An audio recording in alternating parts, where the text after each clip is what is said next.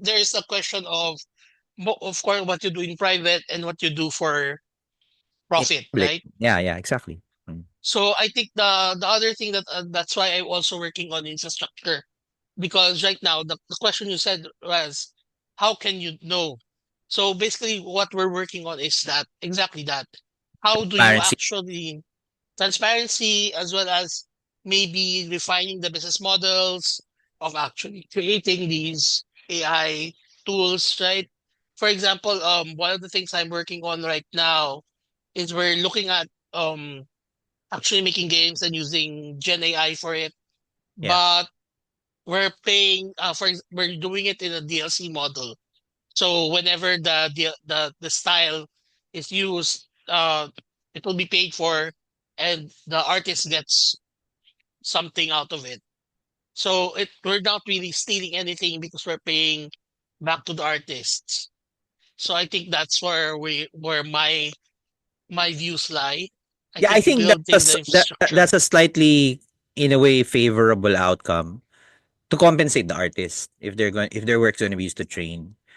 Pero when you get to the opposite side of it, where you generate art in the style of another artist, but it was not the original artist's work, So I think I can't this is argue for banning that, di ba? Parang, so my argument here is this: since I know also how to train the AI, the way I'm doing it, for example, in the way I'm designing the game, is I'm paying for um that's why I made it DLC rather than actually just royalties. It's easier for DLC because if you want to use these poses, for example, then you pay the artist as well. So then you get it already available because the data for poses is also data separate.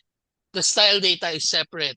So when you train this stable diffusion and stuff, the the composition of the picture, the data positioning, data objects, the styling, these things are trained. yeah. So you can separate them. For example, if you're making a game, you can separate them to character data, positional data, or situational data, object data, and the like. So if you want to add anything to a scene, for example, you could pay for these backs, and at least the artist can be compensated as well. I think these are the easier way to compute, Yeah. because if it's royalties, it will be very muddy because there will be object upon objects, Pero sige, layers upon layers. I get what you're coming from, no? It's actually a nice, potentially elegant solution. But that means every aspect of an artwork becomes commoditized. Di ba? Kasi you're No, composite, you're going to be looking at positions. So in other words, I have to subscribe to every possible no, position no, and ano. no. So what I'm building is more of DLC. So DLC means it's one time payment and you could Even if use it's it one already. time. Like kunyari, let's say forget AI, I'm trying to learn how to sketch. Does that mean I have to pay the original artists for permission to sketch what they did? No, no.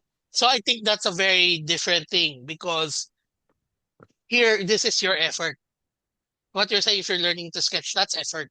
So I think I'm more thinking of effort.